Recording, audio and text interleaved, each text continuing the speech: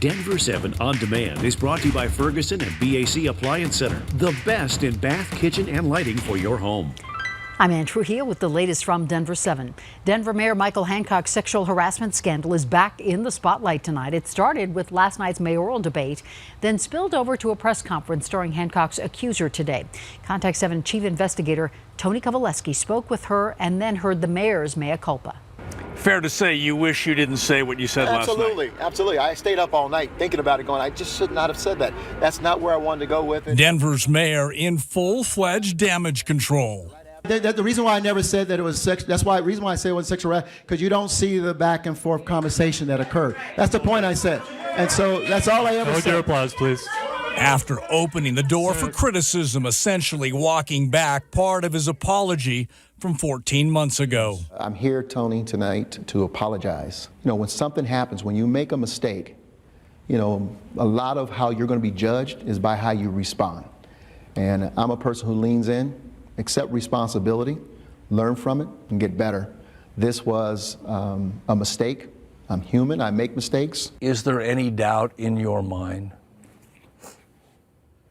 that you were sexually harassed by Mayor Michael Hancock? No, not at all. That was Detective Branch Wise more than a year ago. Today, she returned to defend her integrity and challenge the mayor's comments from last night's debate. And after looking at him last night, I just look at him as a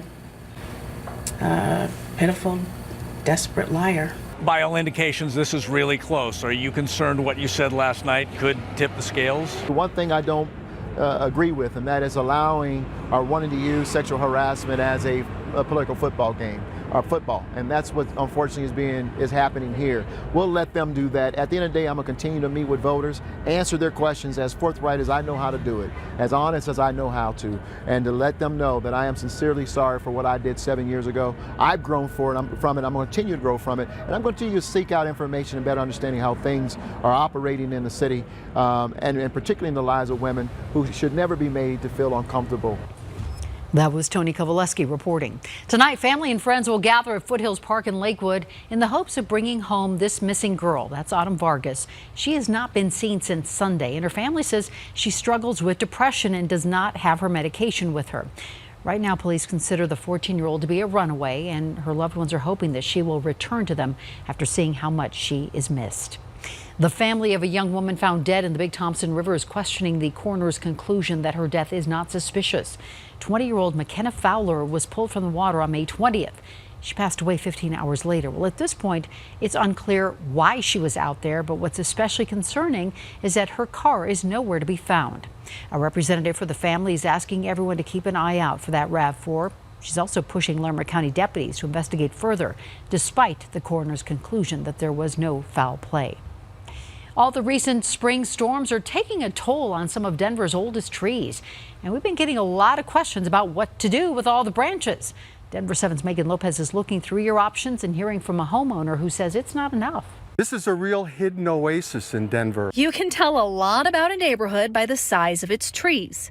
Jerry Schustren's claim to fame is right in his backyard. Probably one of the largest ash trees in Denver. Keeping these old trees healthy It's a lot of maintenance. But sometimes the weather wins out, like last week when a snowstorm hit the area. All of a sudden I heard this crash, and I mean, it literally shook the house. Jerry's prized ash tree lost a major limb. I would say it was probably 12 feet, maybe 15 feet at most. So he did what any responsible homeowner would do. He cut it up. This pile is all from that crown. Only getting rid of those branches isn't easy. Homeowners can either bring them here to us at the Cherry Creek Transfer Station, or put them in your trash can, as long as it's not overflowing. Or you can cut them up, bundle them, and then wait. Every 4 weeks, you're able to put out what we call extra trash. Here's my contention with that. We used to get an overflow pickup every week. There's also a limit on those bundles during extra trash days, 10 per home. To do this every 4 weeks, this will probably take me a couple of months to get rid of. But the city says there's a reason for that. We've changed it over the years based on budgets and,